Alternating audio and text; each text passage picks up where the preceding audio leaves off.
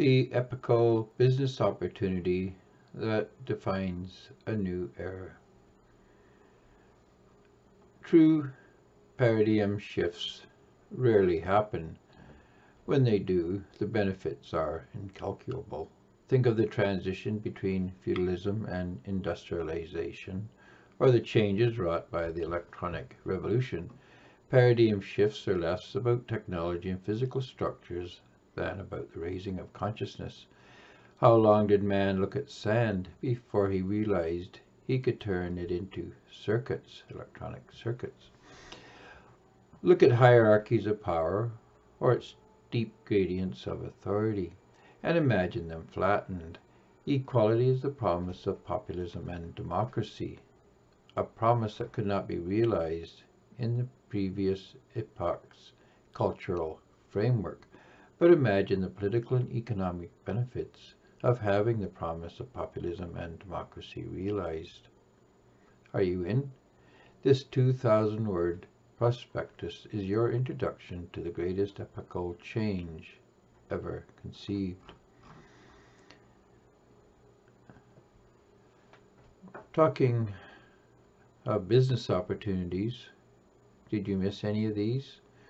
Were you on the ground floor when man underwent the Neolithic transformation from the Paleolithic age? How about the Bronze and Iron Ages? Did you get in on the ground floor of the age of steam, the industrial age, the digital revolution, the dot-com craze, or the latest buzz over digital currencies? The arrival of every new culture age presents the greatest level of opportunity possible. What would your life be like if you had been present at the birth of capitalism? Imagine knowing what the next cultural revolution was going to be. What do you think the next fundamental advancement will be based on? Each new era introduces a new and fundamentally different technology. But what area of human endeavor has not been touched and pushed dramatically forward? What is the most primitive and undeveloped part of human civilization? Is it possible that from the dawn of man there has existed a feature of culture that no innovator has fundamentally contributed to or changed? What if you could identify a 6,000-year-old process that was under increasing pressure because of its age and outdatedness? What if you were handed a prospectus that laid out what was wrong with this age technology? How would you respond if you were told what was about to be transformed by a radically new technology? What if this opportunity required you to make an investment so small no broker would even consider it an investment? Would you be upset if you were told you could not tell anyone about this opportunity?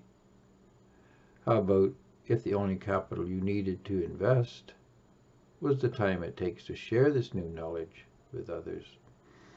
However, before we get into what this new technology consists of and how it works, we will look at what we use that has been used from the dawn of human history. We call this system or cultural model the liberal model or the ethical model. The liberal model of culture is a natural or ethical system. It is a system of nature, or the system that nature uses. Nature tells us we can have what we have the power to take, and we can keep what we have the power to protect against seizure by competing interests. Our personal ability to seize property and keep it in the face of protracted opposition is, however, limited. And so individuals come together to create groups that make our seizures more secure, more certain. But the basic philosophy has not changed just because it is implemented by groups rather than individuals. Like most beasts, if humans see something they want, and if we have the ability to take it and protect it, we take it. If we see a stronger agent wants what we have, and we know we cannot defend what they want, we give it up. And if we do not give it up, we risk harm along with the loss. If we can find a group to join that will help us protect what we have, the group puts someone in charge of the group so he can adjudicate between competing claims within the group and make the kinds of choices for the group that an individual would normally make on his own. If the group cannot convince the possessor of something the group claims to give up the claim, or we do not feel like relinquishing our claim to something claimed by a competing group, we fight. Sometimes this fight is personal and between individuals, and sometimes it is an all-out war between nations or even groups of nations. In the end, it's a trial by combat to settle disputes over who owns what. Ethical or natural systems are based on two principles that complement each other. These two principles are might makes right and the end justifies the means. Security is never certain in the natural system. Security in an ethics-based culture depends solely on our ability to defend what we have, either singularly or in concert with our tribe. What we have, including our life, is always at risk of being lost to those who can field more power in a more focused manner. There is no time in the history of man we can say this situation has not existed, but ethics is not only possible organizing principle known to man. Man is not designed to be ethical, but moral. Messianics introduces the alternative to an ethics-based organization. For the first time in 6,000 years, man has a moral alternative to the ethical business model that has caused so much havoc over the centuries, despite eons of lies and misleading teachings. Messianics introduces the Messianic exchange, a moral business model. Morality is not based on law, nor on the ability to impose law and regulations by force. As we have shown, without recourse to force, law and legal systems have no weight. Morality is a faith-based approach to problem solving. The exchange business model creates a microstate using the mechanisms of the free market and the labor theory of value. Moral organization sounds strange to us because morality is not ethics, and the Messianic exchange model is not like anything that has existed before, even though the words describing them are common words in common use. Think what this means. Up until now, power has been, if not the only option available to reconcile our differences, it has been the court of final appeal.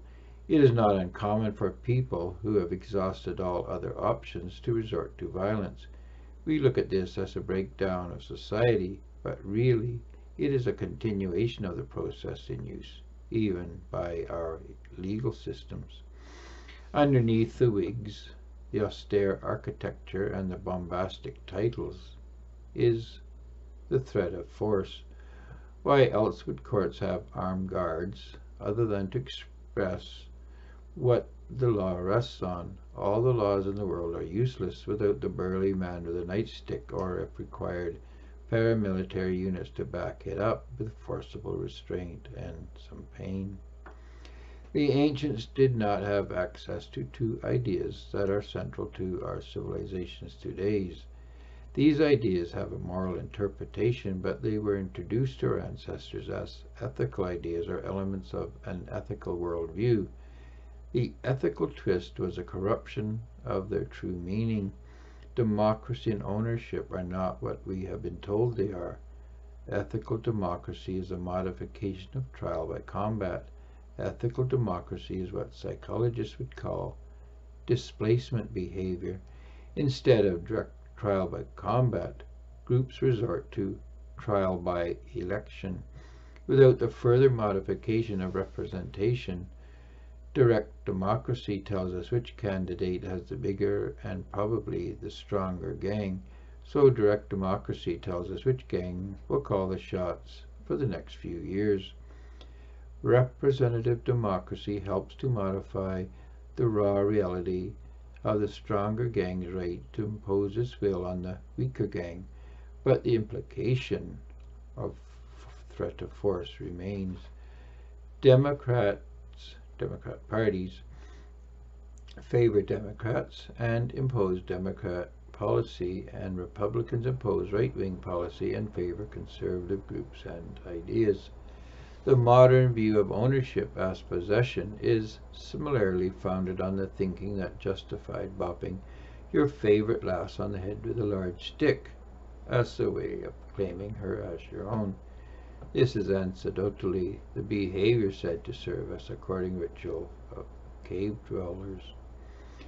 The same attitude that makes us think might makes right justified ship captains planting their nation's flag on foreign lands to claim it in the name of their monarch and patron, then using large, well-equipped armies to change the minds of native and other rulers about who owned what, again in favor of their monarch and patron.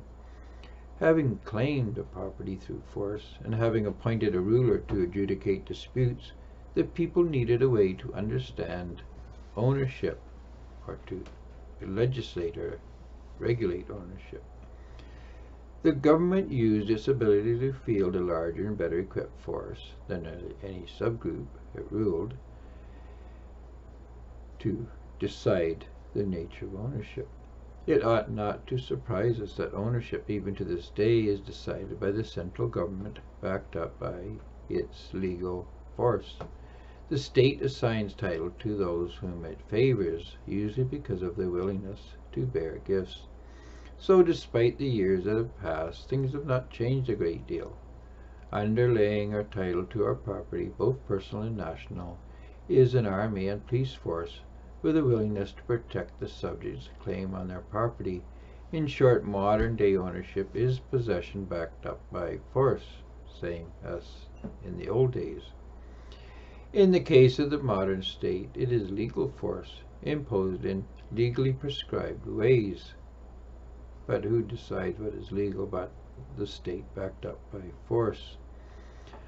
But what if there was a moral system that did not require reliance on force, legal or otherwise?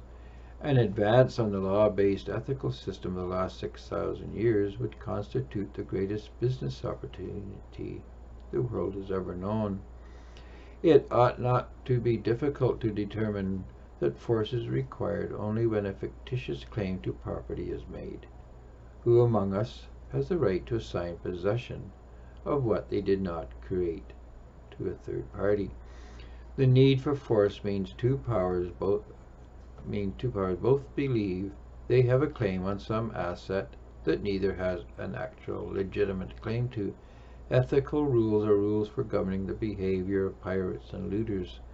If only one person has the claim, and there is no rational basis for contesting this claim, force is thereby rendered moot.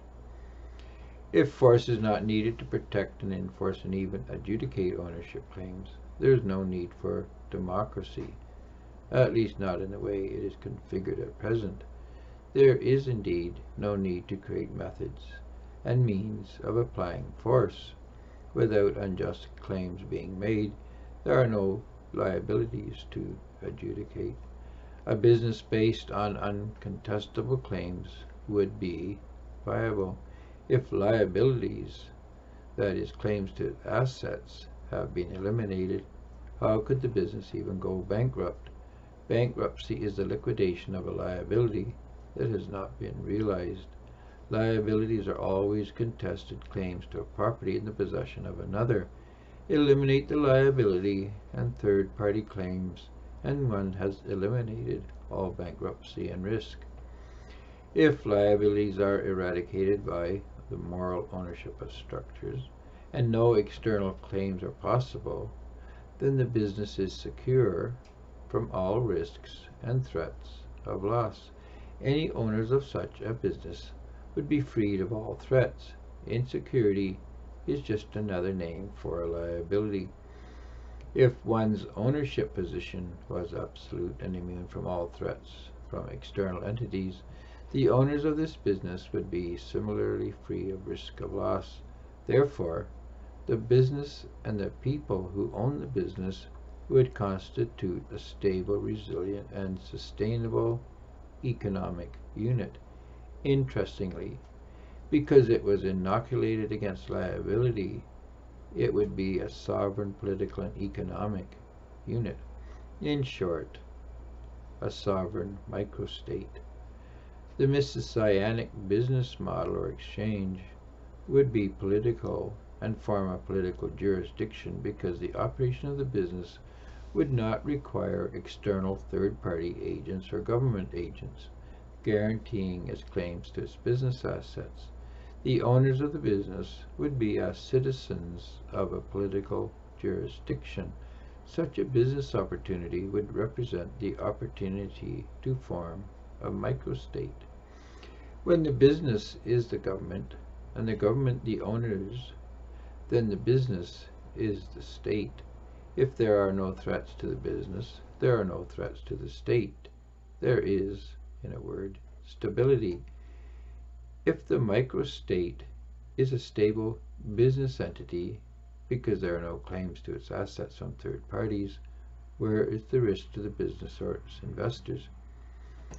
If you would like to know more about microstates as a business model and the opportunity they represent, then visit our website, the address given below.